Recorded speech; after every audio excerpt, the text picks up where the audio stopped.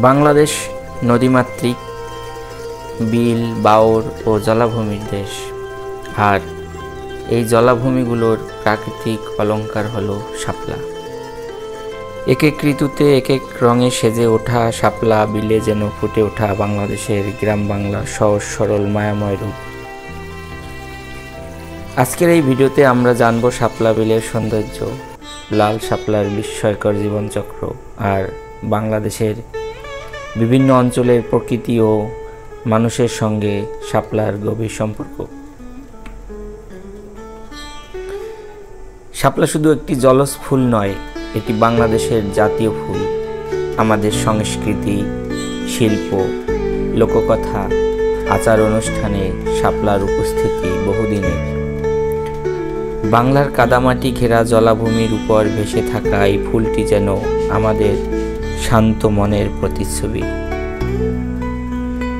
বিশ্বে শাপলার মোট 90টির মতো প্রজাতি রয়েছে, আর বাংলাদেশেও রয়েছে সাদা, লাল, বেগুনি, নীল সহ বেশ কয়েকটি রঙের শাপলা। এদের মধ্যে সবচেয়ে পরিচিত হলো সাদা শাপলা, লাল শাপলা। শাপলা দিনে ও রাতে দুই সময়েই ফোটে, কিন্তু লাল শাপলা সাধারণত ভোরে ও সাজে সবচেয়ে সুন্দরভাবে চোখে পড়ে।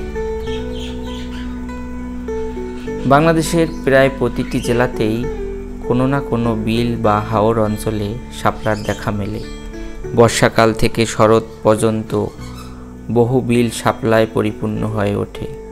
হেমন্তকালেও উল্লেখযোগ্য পরিমাণ শাপলা ফুল আমাদের দেশের বিভিন্ন বিল অঞ্চলে দেখা যায়। দূর থেকে মনে হয় জল নয়, যেন লাল সাদা ফুল দিয়ে বিছানো এক বিশাল বিছানা। সূর্য উঠলে জলের উপর চকচকে রূপালি আলোয় শাপলাগুলো মাথা তুলে দাঁড়ায়। আর জ্যোৎস্না রাতে শাপলার পাতা আর ফুলের উপর জমে থাকা শিশির কণা রূপকথার কোনো দৃশ্যের মতো ঝিলমিল করে।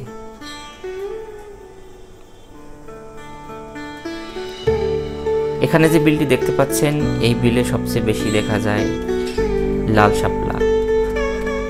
অবশ্য এখানে সাদা শাপলা, শালুক, জলবদ্ধ টুকটাক ফুটে থাকে।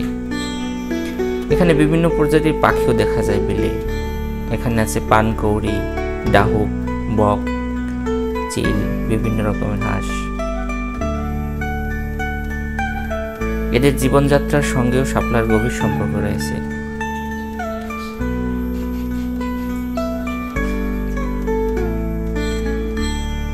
বাংলাদেশের সবচেয়ে বেশি আকর্ষণ তৈরি করেছে লাল শাপলা। স্থানীয় অনেকেই একে বলে রক্ত শাপলা বা রক্তকমল। বিশ্বে নিমফিয়া রুব্রা প্রজাতির লাল শাপলা মূলত দক্ষিণ এশিয়ায় পাওয়া যায়, বাংলাদেশ, ভারত ও নেপালের কিছু অংশে।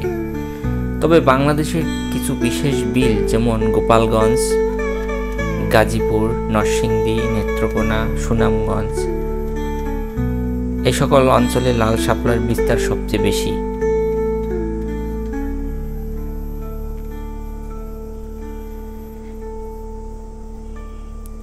লাল শাপলার কিছু বিশেষত্ব হলো এর পাতা গাঢ় সবুজ কিন্তু নিচ দিকে লালচে।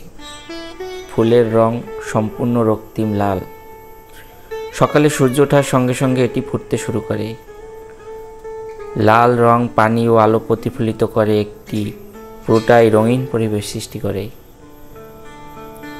বিলে যখন হাজার হাজার লাল শাপলা একসঙ্গে ফোটে, তখন মনে হয় যেন প্রকৃতি নিজের হাতে আঁকা কোনো চিত্রকর্ম চোখের সামনে সাজিয়ে রেখেছে। লাল শাপলা বিজ্ঞানীরা বলেন এটি একটি জলজ বহুবর্ষজীবী উদ্ভিদ, অর্থাৎ একবার জন্ম নিলে বছরের পর বছর বাঁচে। গোপালগঞ্জের বিল অঞ্চলে লাল শাপলা দেখা যাচ্ছে স্থানীয়দের সাথে কথা বলে জানা গেল 1988 সালের পর থেকে।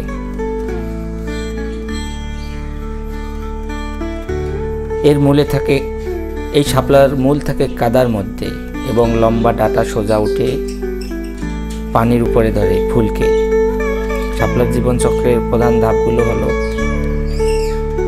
রাইজোম তৈরি, বিলের তলায় কাদার মধ্যে ছড়িয়ে পড়ে। প্রথমে গোলাকার পাতাগুলো পানির উপর ভাসে, নির্দিষ্ট তাপমাত্রা ও আলো পেলে ফুল খুলে যায়।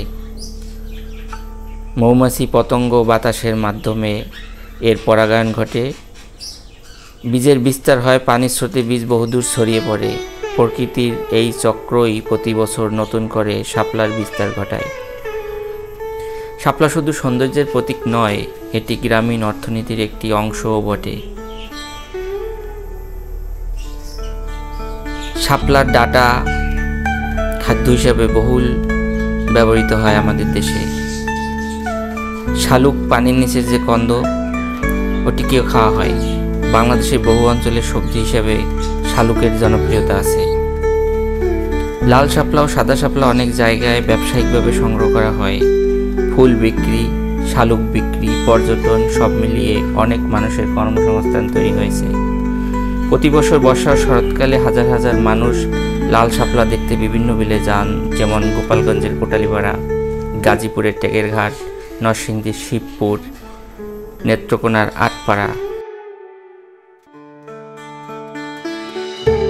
আজ আর নয়, দেখা হবে, কথা হবে নতুন কোনো ভিডিওতে। ততদিন পর্যন্ত সুস্থ থাকুন, ভালো থাকুন।